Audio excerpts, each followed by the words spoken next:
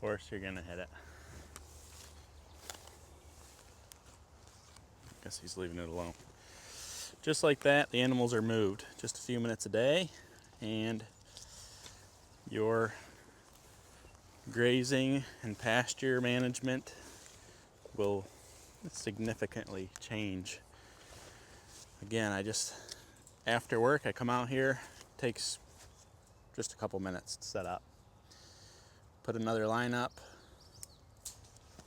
take the last one down, and we're moving on.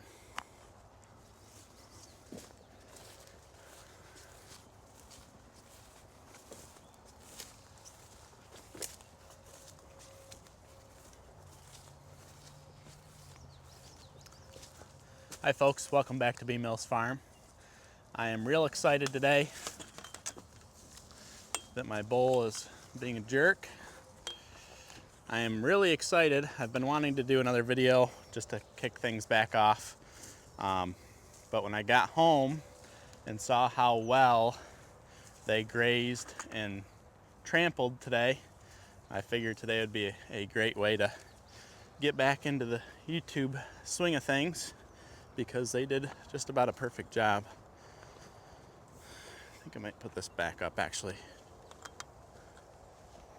because you can see that temporary fence up there. I got this cheap Tractor Supply stuff just on a old extension cord reel, and all I do is put a clip on the end, clip it onto the fence, run it out, and in a few minutes you have a new fenced in area. I was just moving the furthest fence and then just letting them keep moving one direction, but I think I'm going to put this back up so that they don't over impact this area they were just in. I'll show you after I get this set back up, but they did a really pretty much perfect job in this paddock today, and I wanna keep that the way it is instead of letting them continually walk on it and re-graze over it, maybe bed down, manure too heavy in a certain area. The idea for proper grazing management is to keep the animals moving the way they would in nature. We're trying to mimic nature here. So we want to keep the animals moving, keep them on fresh grass. It spreads their manure out, keeps fly levels. It helps control fly levels because you're not so concentrated in one area with manure. Makes for a healthier animal. They're not re-grazing over what they already pooped and peed on. It's just all around better. So let me show you what we're working with here. I'm really happy about this. So I'll take the camera off the tripod here so you can see better. So this is the paddock they were just in. They grazed a bunch, trampled a bunch. A lot of this has gone to seed, which I am not concerned about at all. There's some red clover that went to seed. You can see there's a lot of bare soil still here. Just for reference, this entire area from where you see dirt there to this fence here, last year this entire area was dirt, mud. So at the end of the season, first of all, I was feeding a lot of hay in this area, really heavy concentration of hay in this area to get the ground covered, and there's seeds in hay, so it seeded the ground. And then I went over top of that all and just overseeded this with just a cheap Tractor Supply Pasture blend. It actually wasn't cheap. Seed's not cheap at all. But that's what I did. Now let me show you if we had the amount of forage last year that we have this year, it'd have been a completely different situation. First of all, I wouldn't have gone broke, and might have been able to keep some cows. However, we definitely were still overstocked for the property, no matter how good this is. Maybe, 10 or 15 years from now, when this just keeps getting better and better, we can have 13 cows and a bull here, but for now, definitely not. So this, man, I'm just really excited about this grass. This grass we are leaving behind. Let me just pull some up here, sacrifice some. So this is what we've already foraged. This is what we've already grazed. This is 16, 17 inches of grass. This is what we're leaving behind. Last year we never had this to begin with. We never had grass this high. So the fact that we're able to graze it, we got 2 days just in this little area, 2 days of grazing, and we're still leaving behind 16, 17 inches of grass. That's an amazing thing, because you want them to eat half.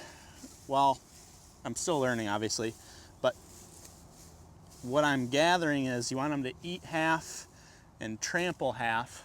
The half that's trampled covers the soil, keeps it nice and cool. Of it will feed up or die off and feed the earthworms and all the fancy stuff that happens in the soil, all the biology. What dies will feed all that, and then what doesn't die will have a faster recovery rate because it's not nipped right down to the dirt. So the fact that we're leaving this is a massive, massive deal. It's going to make the difference between feeding hay and not feeding hay at all this summer. And by the way it looks, I don't think I will be feeding hay. I think I can get 6 months off this pretty easily. Now, it depends on, how the summer goes and all that, but boy, I wouldn't be surprised if I don't have to feed a lick of hay deep into the fall. The way I've figured out kind of pretty well by now what size paddocks they need.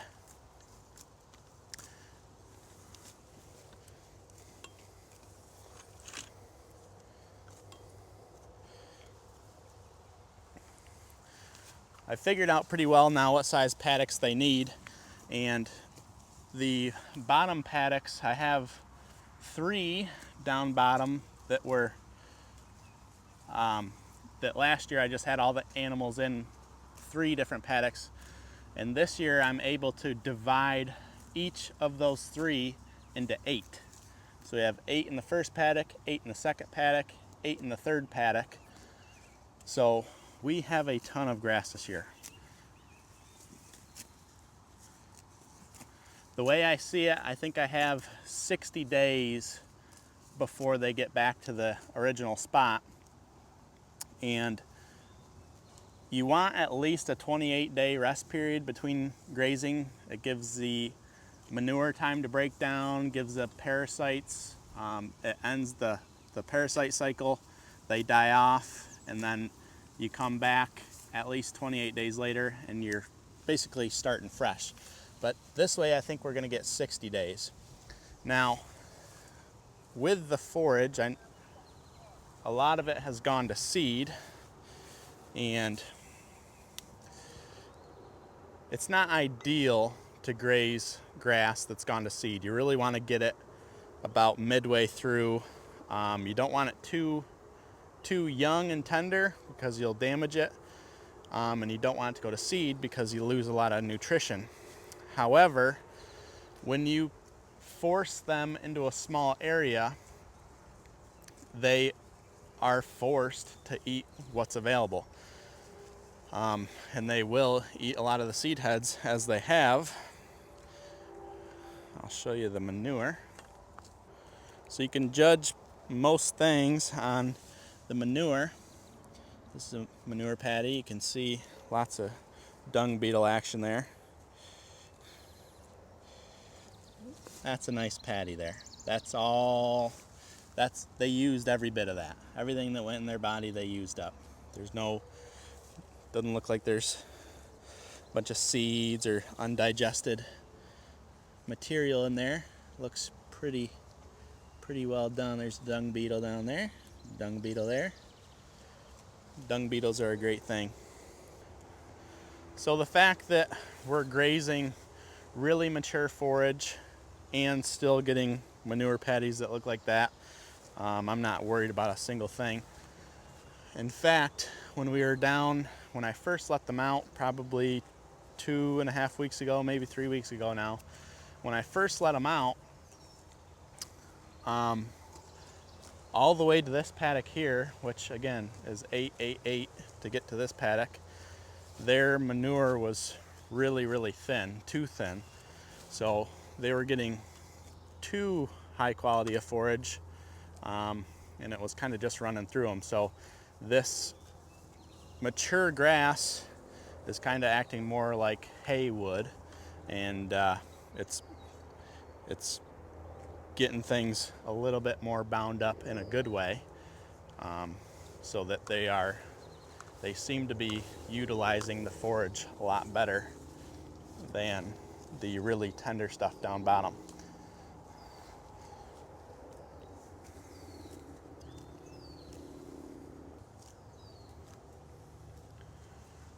Nice mature grass there. I was kind of hoping to avoid this, but now I'm glad that I have it because they seem to be doing much better on this than the really tender stuff.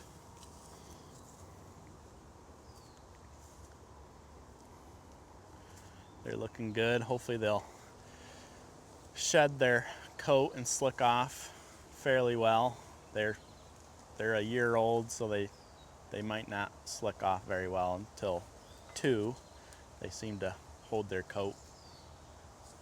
They seem to be pretty ugly for the first year or so. This lady here though, she's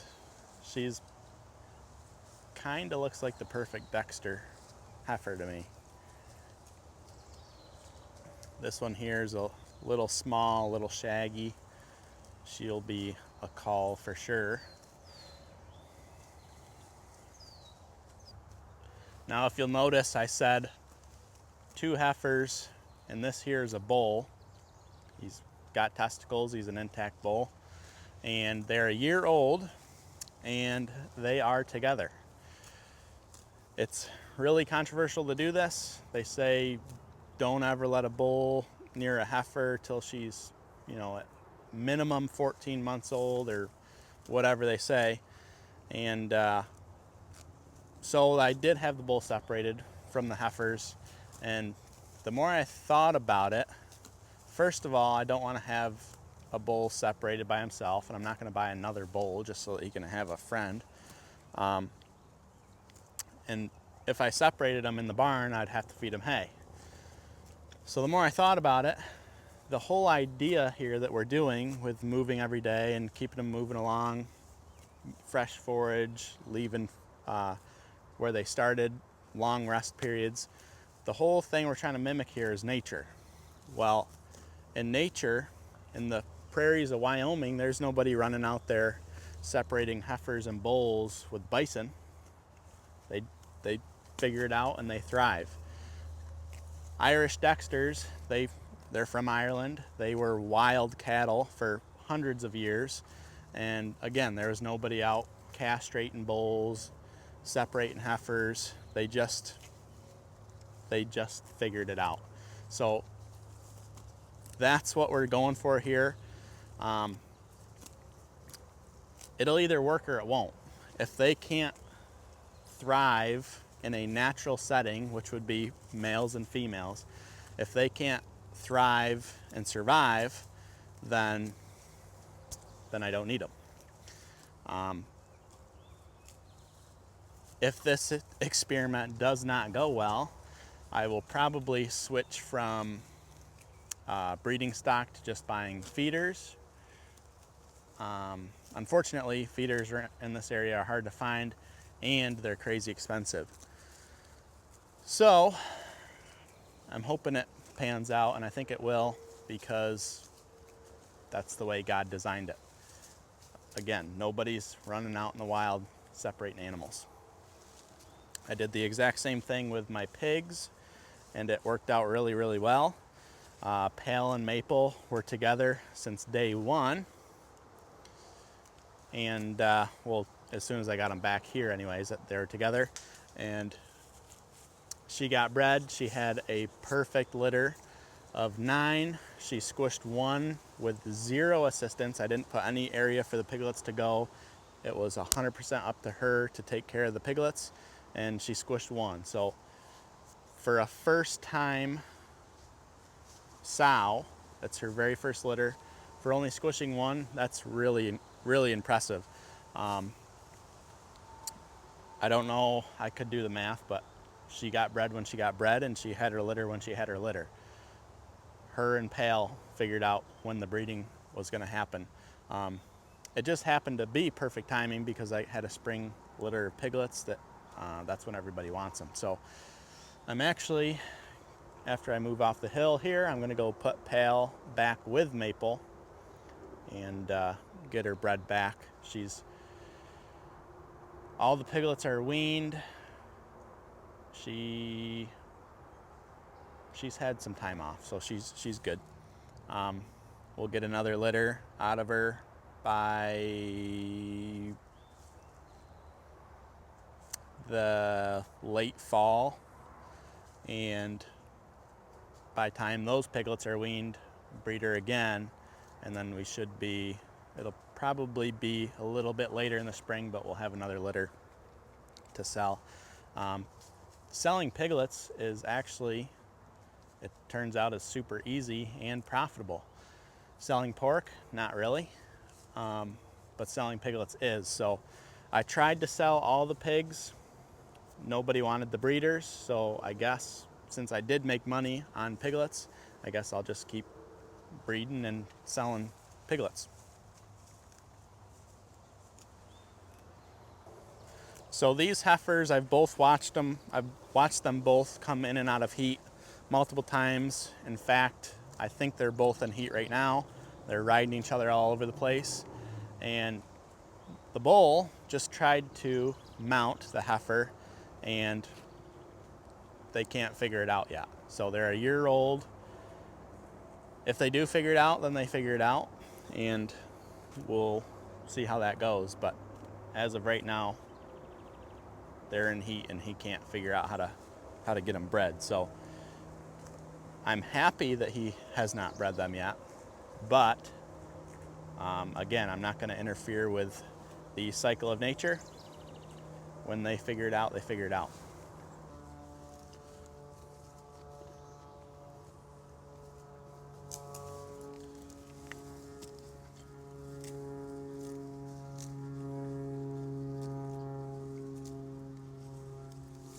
Pretty high quality animal right there. Very happy with her.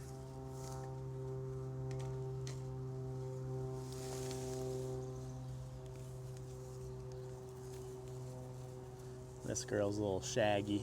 She looks kind of like a bison, honestly. This fella, I think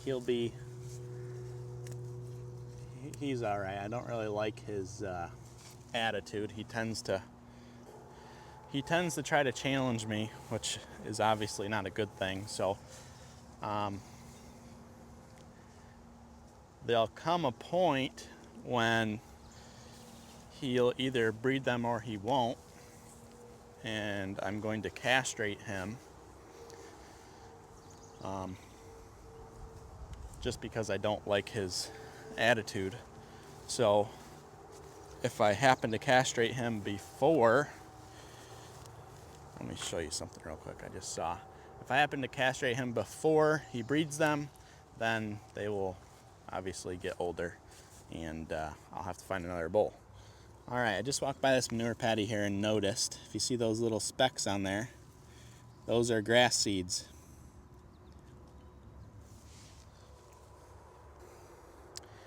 So that's how the cycle continues. They lay their manure, seeds blow around, land in the patties, and then new grass grows. Or if they don't land in the patties, they land in the soil and grow anyways in the manure is just fertilizer. All right, so I did take quite a bit of a break there from YouTube, as you guys know, obviously, and it was really nice.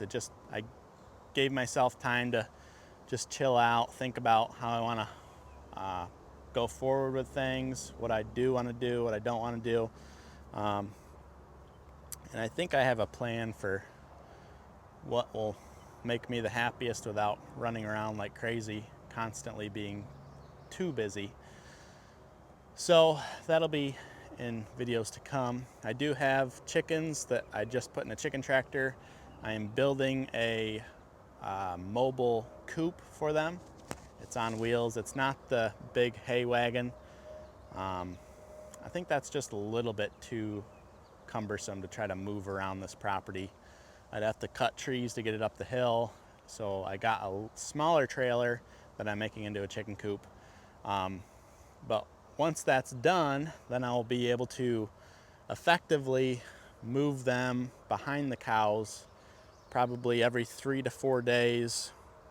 They'll be 3 to 4 days behind the cows, which will help